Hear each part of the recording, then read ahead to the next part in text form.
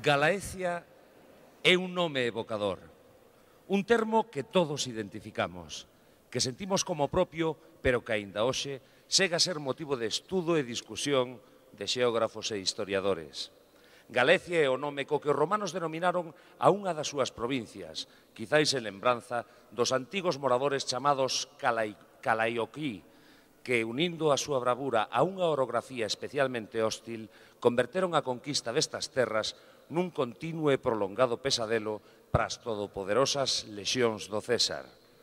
Polos seus propios méritos, Galaecia converteuse no principio e final do camiño cultural máis importante de Europa, un camiño onde as artes e os coñecementos de xentes chegadas de todo o continente se mesturaron e foron conformando, xunto co carácter propio dos habitantes da Fisterra, un xeito de ser, de pensar e de vivir a cultura e a tradición.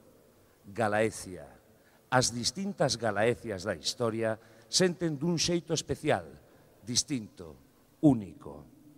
Galicia conformou as súas propias manifestacións artísticas, sempre tinguidas coa cor das súas paisaxes, os montes e os vales reflectindo 1000 distintos tons de verde, a mar da Fisterra reflectindo a súa máis intensa cor azul e branca.